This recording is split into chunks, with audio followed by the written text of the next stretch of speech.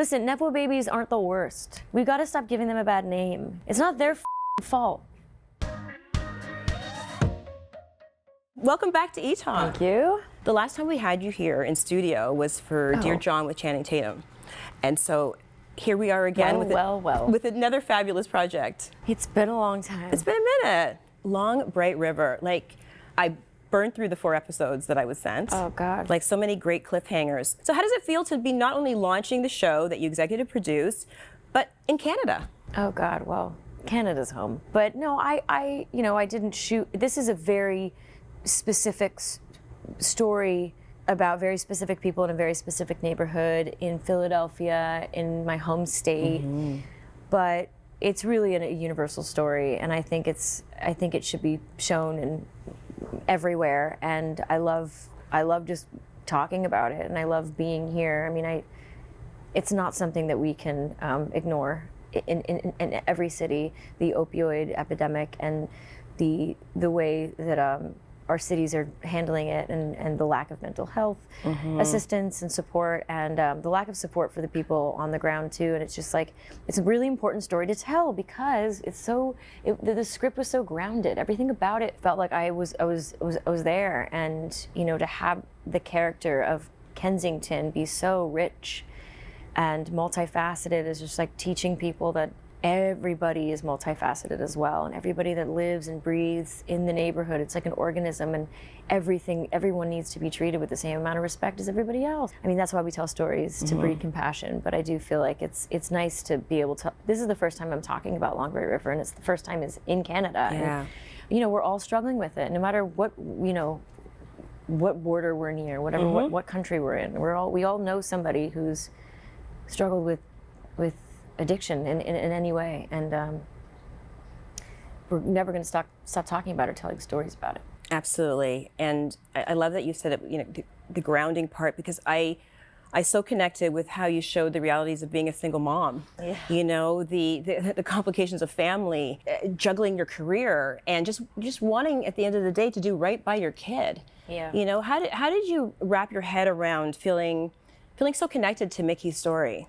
I connect to Mickey because I can be a workaholic. I too have little people at home that love me and want me there. I struggle to balance my life, and I mean, I'm in a completely different position than Mickey is, and I'm very privileged, but really Mickey is like so many people just trying to get by. My mom was the same. My parents, they worked so much. They're just trying to get by and make enough money to give us the things that we need, and sometimes the things that we want. We need to tell these stories of ourselves, of people who work their asses off, in every industry, like law enforcement included. There are good cops out there, and there are so many of our Mickeys. There are Mickeys everywhere, and it's just like we have to portray ourselves. You mentioned you grew up in Allentown, which is close to Philly, where the show is set. You also did ride-alongs with local officers. So how did those experiences in nearby communities, inform this show, your performance? I was really interested in talking to female cops around my age, and I found 2 great wonderful women who are such badasses called Erica and Jasmine. What I was most interested in observing is the way they spoke to people. But what's left to their discretion is it's where everything can go wrong or go right. We stopped some people who were driving without a license, and there was a baby in the car, and normally they would impound the car, and they were like, it's up to us to, we have to take care of this kid.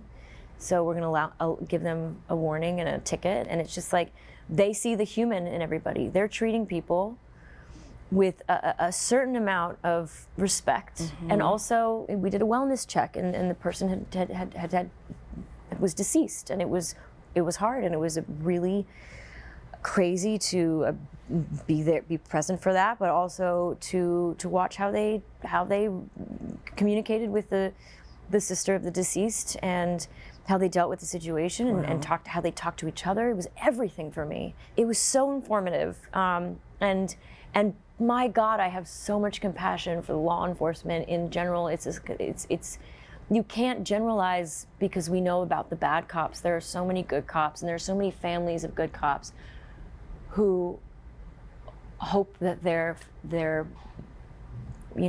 parents and partners come home every day. And Absolutely. it just, you gotta remember that. They're all humans too. There's a lot of gray area, and when we allow for that. And this show really, it really pulls back the layers. My father was a police officer, but we're not going to get into that because of the timing. But yeah, but amazing. I understand, like all the I layers, all the imagine. levels, all the facets. Yeah. Congratulations on the show. You are Thanks. so booked and busy. Also starring, also executive producer. You also have similar duties on The Housemaid, which we can't wait to see. Christmas Day. I know, it's fabulous. So, what made that book and playing Nina, really kind of grab your attention? I mean, I had the wackiest scenes. I mean, going from like dark to light Yes. right now. It is a book and a movie about an incredible evil abuser, but it's also a tale of two women who come together. And I think I've had the most fun I've ever had playing a character, because Nina offered a character who had a lot going on, but was also performing quite a bit as well. And so it allowed for so much crazy, unexpected humor. And it was joyful at times. Like Paul Feig and I would just laugh hysterically after certain takes, and the producers would come in and be like, that was crazy. Like, what are we doing? That's amazing. What are we doing? But Frida McFadden, she wrote the book, and it's huge, and it's got all the things. And I mean, it's a sexy movie, but it's also real nuts. It was a good thing to do after Long Great River, because you want to do something different after every turn, and each thing is important in different ways. And it was important for me to dive into playing somebody who was acting crazy. Can't wait. I had free reign to just go nuts, and it was, you'll see. Okay, I can't wait. I'll probably, hopefully Sid and I will be back here sitting with you in December. Okay, just in preparing for this interview and talking to my producer Joanna, you've just given us so much. Like you said, all the things. All the things. And we first were introduced to you on As the World Turns. Yeah. So how do you think that baby Amanda, how did that influence all these amazing worlds that you now inhabit? I don't think I'd be able to inhabit these worlds quite like I do, with the abandon that I do, if I didn't trust myself, and I wouldn't trust myself if I didn't have both feet on the ground. And I think, honestly, that, I don't know if I've said this ever, but that was a traumatic event for me, As the World Turns, because I got my first speaking role ever in my life, and it was a whole new world for me, and I was so excited, and I wasn't very good, and I was really scared, and they just totally wrote me off right away, and I was devastated. I think that reminded me that, like, you can get things and things can be taken away from you so quickly. So whenever I'm doing something, I take the joy and I take it for what it is, and I clobber it and soak it in, because you never know when when the opportunities are gonna stop, and that's just being grateful. And I think that is one major ingredient in my career, and I'm proud of it. I'm proud of knowing how lucky I am. And talented. Thanks. And also I'm proud of what I've learned. I'm finally at a point in my life where I'm like, I'm good. And I really enjoy it. I don't think I'd be as good if I didn't enjoy it, and I don't think I would enjoy it if I wasn't as good. And I've worked my ass off to get here. And continue that's to. That's another thing. I continue And to. you continue I'll to. fight for. I'll audition for 6 times for something I want, and if I don't get it at the end of the day, it was meant to be. But like I know that things aren't handed to you, and I gotta find a way to figure out how to show my kids that, because I want to give them the world. Like, of course. Oh, you want to play my daughter in the next movie? We'll see, baby. And I'm just like, I would totally do that for her. Yeah. But then I'm like, no, I can't. She's got to earn it. I know. Her heart has to be broken time and time again to keep her feet on the ground. No, I'm kidding. But I know. Listen, Nepo babies aren't the worst. No. We got to stop giving them a bad name. It's not their fault. I wish I had a little in. Me I too. wish I had a little something that I didn't have to like fight my way in. It all comes out in the wash. If you're not good, you're not good. That's it.